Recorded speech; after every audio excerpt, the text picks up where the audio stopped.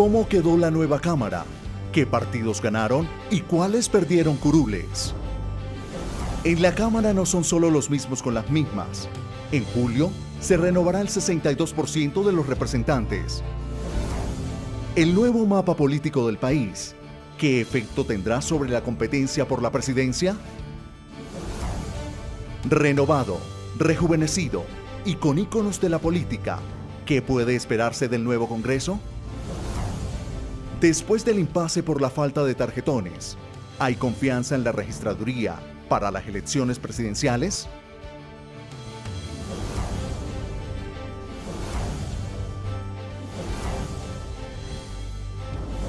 ¿Qué tal?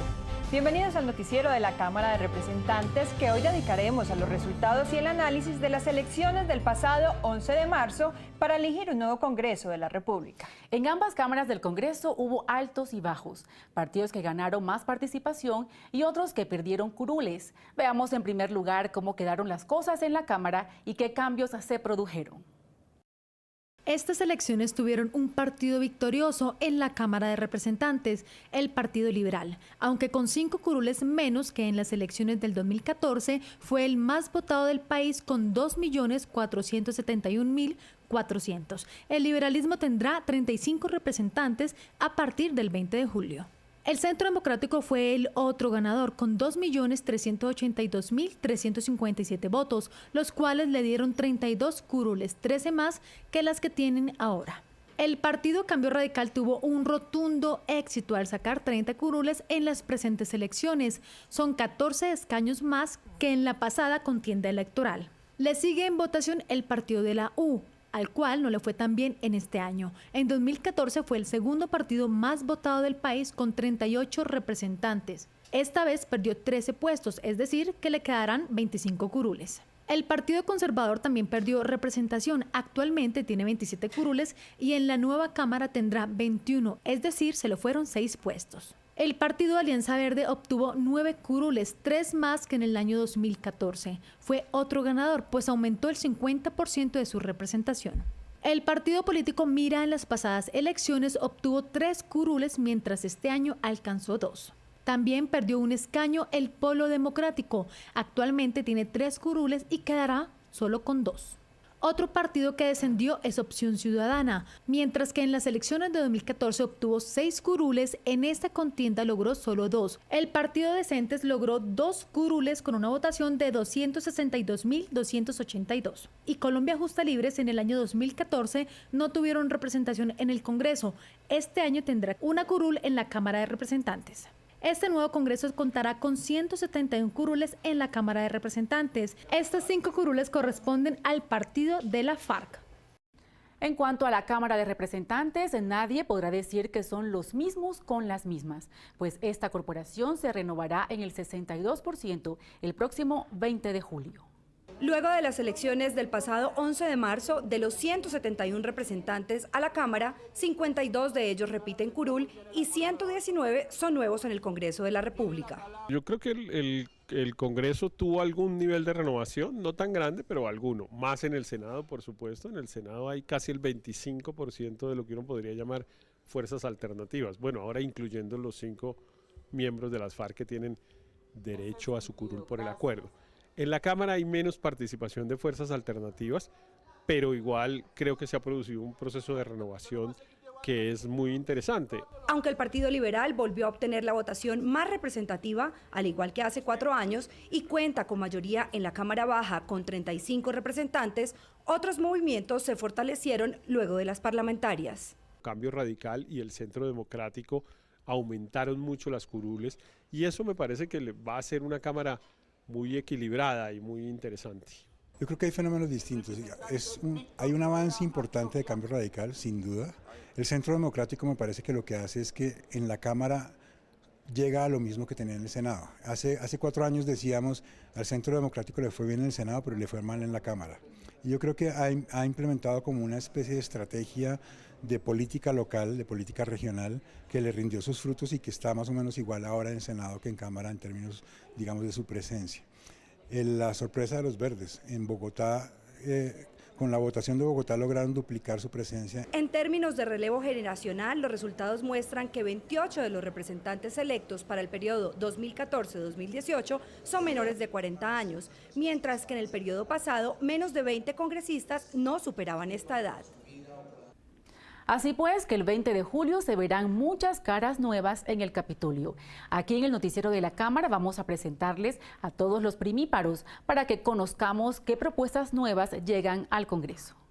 104 personas debutarán como representantes a la Cámara el próximo 20 de julio. La mayoría de ellos son jóvenes que llegan al Parlamento con ímpetu y nuevas ideas. Las expectativas es poder consolidar un gran pacto por Bogotá, una bancada que realmente trabaje en beneficio de la ciudadanía, que logremos avanzar sobre temas que son importantes para la ciudad. Estaremos muy pendientes del plan de ordenamiento territorial, de hacer control político a la gestión de Enrique Peñalosa, de trabajar en el tema ambiental, que creemos son temas hoy indispensables para la ciudad, sobre todo teniendo en cuenta el modelo de ciudad que queremos para los próximos años.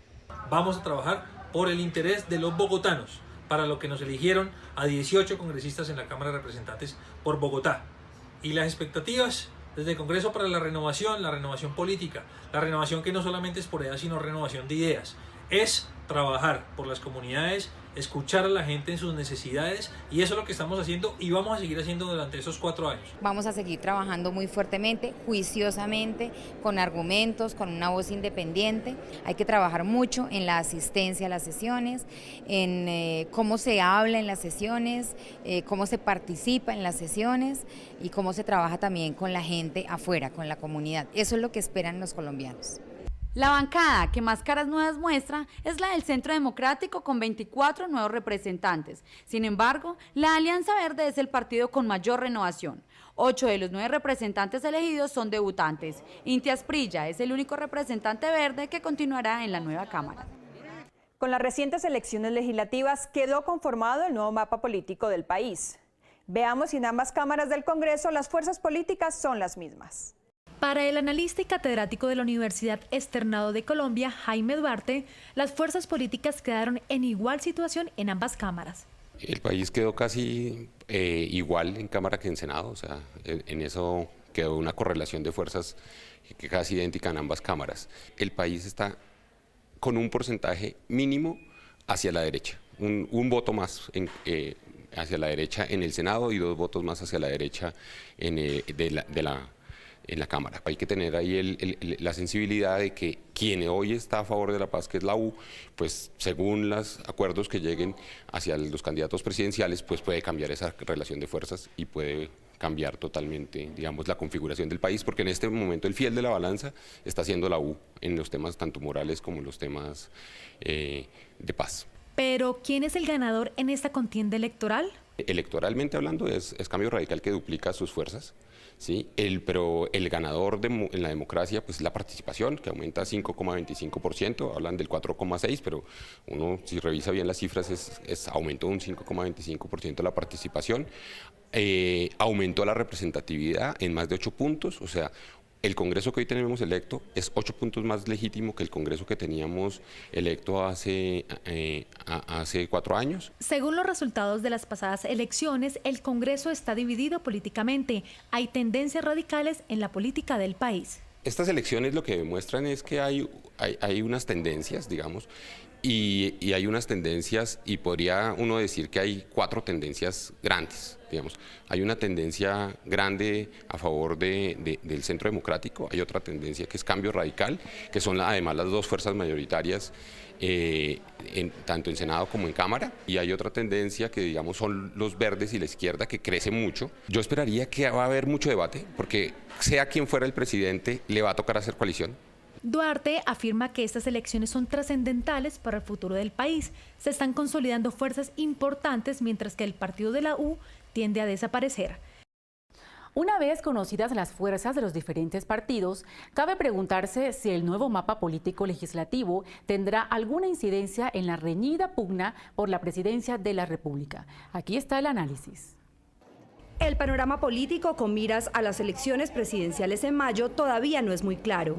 Sin embargo, para los expertos, los candidatos que se sometieron a consulta interpartidista consolidaron de alguna manera una ventaja sobre los que no lo hicieron.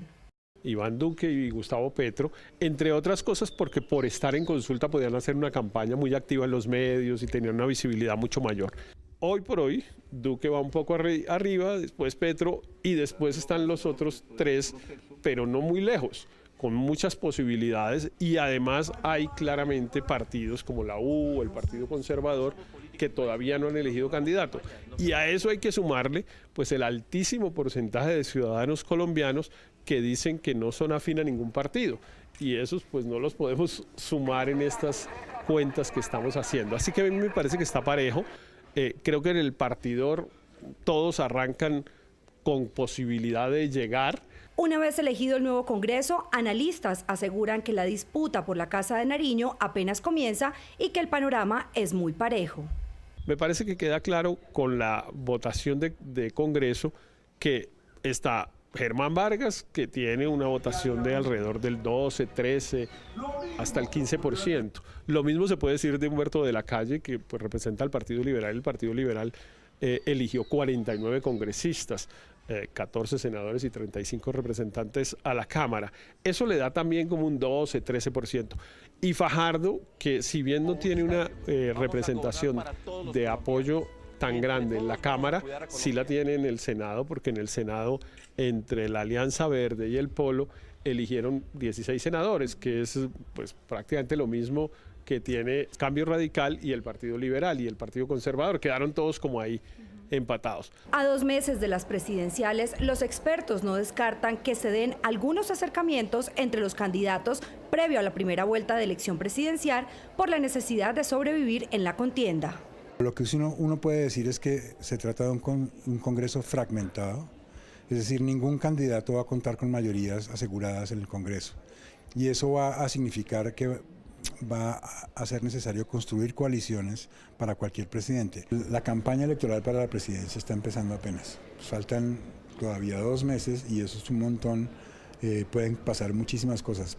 Yo creo que no, es muy difícil predecir con lo que sabemos ahora, con las encuestas que hay hasta ahora o con los resultados de la elección de Congreso, predecir qué va a pasar, pueden cambiar muchas cosas de aquí en adelante. Hay un porcentaje importante de ciudadanos que no se sienten cómodos en una opción ni en la otra, digamos un poco ni Petro ni Uribe, y esos ciudadanos van a querer buscar una especie de tercería, y eso podría, digamos, forzar una especie de coalición, por ejemplo, entre Sergio Fajardo y Humberto de la Calle, que yo creo que se va a mover porque a mí sí me parece que la polarización es inevitable, las campañas tienden a polarizarse, en el caso colombiano en esta coyuntura más porque la sociedad está polarizada.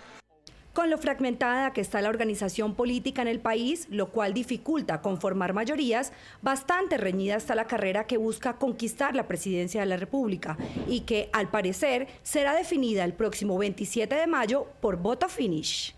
Lo que sigue ahora es organizar el manejo de la Cámara de Representantes, es decir, nombrar la mesa directiva que es decisiva para hacer avanzar o frenar proyectos de ley. ¿Cómo es la mecánica? Veamos. La mesa directiva, tanto de la Cámara como del Senado, se compone de un presidente, 2 vicepresidentes y un secretario. Este órgano tiene una labor de importancia capital y un gran poder político. El presidente es quien decide cuáles proyectos de ley se tramitarán y es quien dirige las sesiones y los debates legislativos. La mesa directiva de la Cámara se elige oficialmente el día de la instalación del Congreso, el 20 de julio. Pero esa elección es el resultado de complicadas negociaciones que se llevan a cabo con anterioridad. En ellas, se definen los partidos y las personas que ocuparán esos cargos durante los próximos 4 años. La mesa directiva cambia cada año, pero su composición se pacta desde el primer año. Normalmente, la presidencia se escoge entre los congresistas de los partidos mayoritarios, los cuales, por lo general, siempre tienen participación en la mesa directiva. En estas negociaciones interviene también la Presidencia de la República, buscando que los presidentes sean afines al gobierno y le gestionen sus proyectos de leyes. Tradicionalmente, la segunda vicepresidencia es ocupada por representantes de las minorías legislativas. Así las cosas, para los próximos 4 años se pronostican mesas directivas conformadas por representantes del Partido Liberal, Centro Democrático y Cambio Radical. La forma de alternación y los nombres se definirán en las negociaciones que seguramente comenzarán en los próximos días. Como en todo proceso electoral, en este año hubo sorpresas y hasta curiosidades. Veamos algunas. La mayor sorpresa que dejan las elecciones son los quemados. Varios nombres importantes quedaron fuera en esta contienda. Los más notables: Telésforo Pedraza, conservador, congresista desde 2002. Efraín Torres de la U, impulsor de la cadena perpetua para violadores de niños.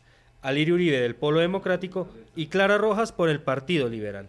Todos eran representantes por Bogotá.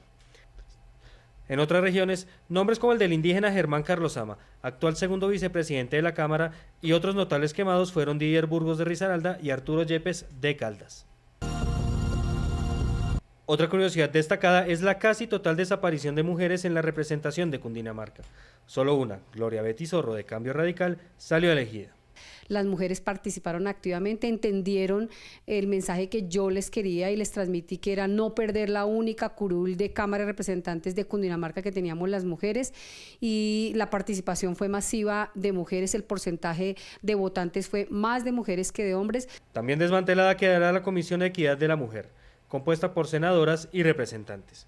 Solo una de las integrantes permanecerá en el Congreso. La comisión tendrá que conformarse de nuevo con parlamentarias recién elegidas. Opción Ciudadana es el partido que más perdió en las recientes elecciones del 11 de marzo.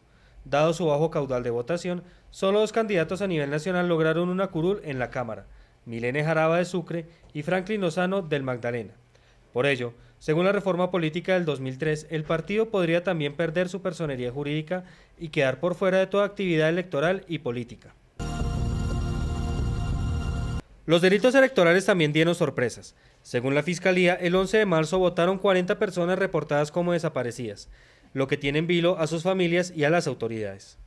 Por otro lado, se reportaron más de 725 millones de pesos incautados para la famosa compra de votos. Los capturados ya están a disposición de la justicia y recibirán cargos. Y a todas estas, ¿qué dice la gente? ¿Qué opinan los ciudadanos? Salimos a la calle y preguntamos a transeúntes desprevenidos qué le piden al nuevo Congreso.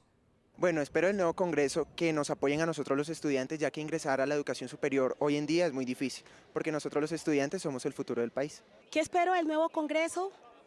Que adelante la labor para la cual fueron elegidos, que legislen en favor de todas las comunidades. Espero de este nuevo Congreso que aporten a la reconciliación, que terminemos con la polarización y que le respondan a la nación con las leyes que el país está necesitando para la transformación que se requiere. Que den ejemplo, que hagan la ley de manera clara, concreta, precisa, que se acabe tanta demagogia y que se cumpla en realidad con lo que se propone. Del nuevo Congreso aspiro a que efectivamente sea un Congreso de gente no corrupta, de gente no paramilitar, de gente que piense en el país, piense que aquí vivimos muchos ciudadanos, más o menos 38, 40 millones de habitantes, y que de todas formas no solo son ellos los que se deben de beneficiar de las leyes, sino la gente, el pueblo colombiano y sobre todo los sectores más oprimidos. Renovación de una buena parte de sus miembros, un importante relevo generacional, presencia de figuras icónicas de la política, son algunas condiciones características del Parlamento que se posesionará el 20 de julio. ¿Qué se puede esperar entonces de ese nuevo Congreso? Para el abogado, columnista y profesor de la Universidad Externado de Colombia, Francisco Barbosa, es muy positivo que tanto en Senado como en Cámara hayan sido escogidos jóvenes, algunos poco conocidos, que sorprendieron con sus votaciones. A su juicio, se trata de un relevo generacional necesario para ir dejando atrás la página de paz y guerra que ha vivido el país. Es que hoy la política, como el ejercicio público, como el ejercicio ciudadano, requiere energía. Y requiere energía, y requiere ánimo, y requiere esfuerzo, y pues estamos viendo gente joven que está llegando al Congreso, está llegando gente joven también a las presidencias, no solamente en Colombia, es un fenómeno generacional. El presidente Macron en Francia, el presidente Obama en los Estados Unidos, el presidente Trudeau el primer ministro Trudeau en Canadá. Aunque Barbosa resalta la alta votación que obtuvo el exalcalde de Bogotá, Antán Las Mocus, que superó las expectativas incluso de su propio partido, Considera que es más un gesto de lealtad hacia una figura emblemática, pero que no tendrá un mayor impacto en el Congreso de la República. Pues yo veo que Antanas Mockus sigue siendo una persona como emblemática dentro de la ciudad, es decir, la gente lo tiene como un referente, pero que difícilmente va a hacer participar y darle algún valor adicional al trabajo que hace el Partido Verde. Entonces creo que lo de Antanas Mockus es simbólico, pero pues evidentemente hace parte de otra generación. Finalmente aseguró que la participación de la exguerrilla de las FARC con sus 10 curules en el legislativo representa un hecho histórico que no modificará en nada las decisiones del Congreso, teniendo en cuenta que la tendencia mayoritaria es hacia la centro derecha. Tal vez la mayor perdedora de la jornada electoral del 11 de marzo fue la Registraduría Nacional. La aún inexplicada falta de tarjetones para una de las consultas internas causó una serie de crisis hacia el mediodía del domingo. El hashtag fraude electoral se convirtió en tendencia en Twitter mientras los ánimos se exasperaban en los puestos de votación. Solucionado el impasse, al final del día muchos votantes mantenían su descontento y la mala imagen de la registraduría. Después de esa falla grave, ¿hay confianza en la registraduría para las elecciones presidenciales? Eso le preguntamos a varios representantes a la Cámara. Estoy absolutamente convencido de que la registraduría cumplirá y que esto que ocurrió con los tarjetones es un episodio bastante menor, porque a decir verdad los resultados de las dos consultas se conocieron de manera muy rápida y los resultados en materia de Senado y Cámara también tuvieron su trámite bastante expedito, de manera que estoy seguro que no habrá ningún problema ni en primera vuelta ni en segunda vuelta, y creo en el registrador y en la organización Registraduría Nacional del Estado Civil.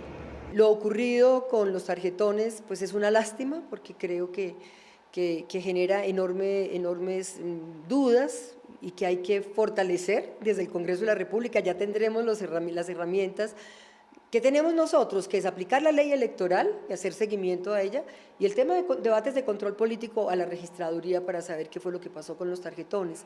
Y seguramente vendrá un gran debate a la Registraduría Nacional, porque creo que hubo cosas que hay que reconocerle, pero necesitamos garantías plenas para todos y todas. La autoridad electoral que hoy ha venido ejerciendo, por supuesto, todo el sistema electoral del país en cabeza de la registraduría, hemos tenido las garantías. Se han presentado dificultades que deben de sortearse a nivel material, y que por supuesto confiamos 100% en la institucionalidad electoral de nuestro país. Hasta aquí el noticiero de la Cámara de esta semana. El próximo martes la Cámara comienza la primera legislatura de este año. Así que dentro de una semana estaremos de regreso contándoles cómo transcurrieron los debates en las plenarias y las comisiones de la corporación. Hasta entonces.